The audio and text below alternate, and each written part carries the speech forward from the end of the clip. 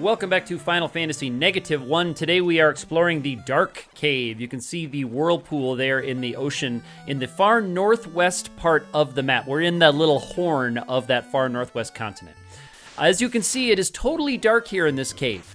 It is a one-floor dungeon, and the way it's laid out, it's meant to kind of drain your resources and increase your frustration level in this one-floor area as you're just kind of bouncing your head off of the walls. I have cut out some of my exploration of this one so you can mostly just see where we're going. We're going to start off by getting the ribbon that this dungeon offers up.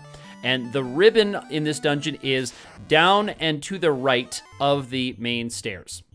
So that door right there is one of the rooms that has a door in this dungeon, this area. So we are going to go pick up that ribbon. As far as I could tell, there weren't any other rooms with treasure in them, although it's certainly possible that I missed one. So here is our ribbon, and we're going to put it on our characters here, and then we're going to have a little fade through here as we skip about 9 to 12 minutes of grinding. So you can see we're back at the stairs. I shouldn't say grinding, I should say exploring and bouncing our heads off. But just to help you orient yourself, I've gotten the ribbon. I've gone back to the stairs. You can use the warp spell or whatever. There's the ribbon room I'm walking past. I'm going to go all the way to the right, and then we're going to backtrack and look down. So I'll show you what that means. There is a landmark room right there that does not have a door. So the landmark room there gives you an idea of where you are. So we're going to go all the way to the right, and we're at a corner here. So we're going to try to go down, down, down, down, down. My third-party controller sometimes misreads inputs. And now we can start working our way down and to the left from the left or so corner of that marker room. It's hard to explain what we're doing here in this dark cave, but hopefully if you need to find your way through, you can just watch this video on fast forward or on mute and follow it. And once we get down to this room, we're going to start working our way to the left. We need to get to the left for the room with the final boss and the final pieces of treasure in it. We're kind of in a void here. The Dark Knights and a lot of the undead enemies in here are susceptible to the Excalibur Sword. The Excalibur Sword casts what looks like Harm 2. I want to say it's Harm 2 on all the enemies. I also have the Fire Staff that the Mage has, so the Mage can cast Fire 2. And the Thor Hammer is currently in the hands of the Ninja, and that casts Bolt 2. So now we can work our way to the left. We can see the corner of that room, and there is indeed the final room. Now, it looks like a fast crawl, but it's a long exploration.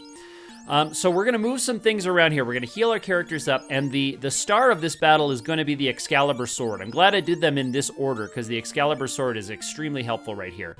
Cal is going to go down to the bottom, and Dan is going to go second from the bottom. Bill's going to go up there, because it's going to be all about buffing Cal's attack damage. And even Dan is going to get some in, because this death enemy, thanks to author of the Ultra patch, Robert August DeMeyer, he let me know that this boss is a magic type, so the Mage Knife actually gets through and does some good damage.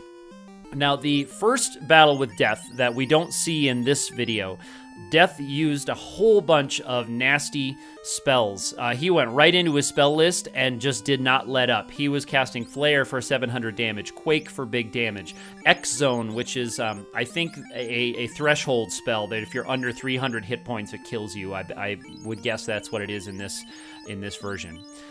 So he went right into his spell list and just crushed our characters. So I was going in here hoping to just see if I could roll the dice again and get a better roll from the boss, and indeed we do get a better roll from Death, which is nice.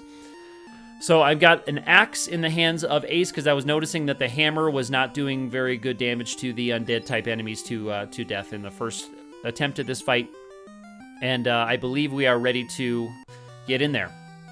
The Black Wind Howls, that's a Magus reference from Chrono Trigger. Very nice, thank you. So here's Death. It's a sprite swap of Lich. We're going to start with Haste on Cal. We're going to get Cal from 4 hits to 8 hits, and we have Dan there, the Black Mage, actually just attacking. So here's some good damage from my Slasher. So 2 hits for good amount of damage. There's 3 hits for over 100 damage. So Haste is going on Cal.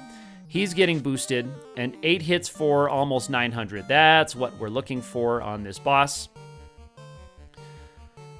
And now we're looking to see what can we do. We can haste up our Black Mage. It's so funny to think of our Black Mage getting hasted to do more damage with his physical attack, but that Mage Knife has been really valuable for us. 2 hits for 119. Again, that was an attack, and there's like the Death Touch. So he must have something like Cockatrices where he has status attack death. So down goes my Viking, but that's okay. My Viking was really my most useless character right here. I can see my Ninja picked up a level 7 spell charge, which I have not filled up yet. That was something I didn't notice until that battle. I thought that the Ninja capped out, but it looks like Ninja's got level 7. So there's 6 hits for 242. Here's the Life spell being used for the first time, over 300 damage, and that little proc there says, hurts undead. That's a little message there. So the Life spell can be used as an offensive weapon in a battle with an undead type boss like this. I wanted to show that off. That's pretty cool. It's not something I use very often, but there's 566, and that was actually the kill shot right there, was the Life spell as the kill shot for death. Very cool. So we're going to pick up our treasures and get on out of here. There's the Assassin Dagger. That's going to go for my Ninja. And here is the Death Knight Sword. I'm going to try that out as an item before I sell that off and see if it does anything. Meanwhile, if you've liked this series of videos, feel free to hit that thumbs up button, subscribe to the channel, leave me a comment. I always love hearing feedback, or you can hit me up on Twitter, where I am also active_ATE. We will see you next time.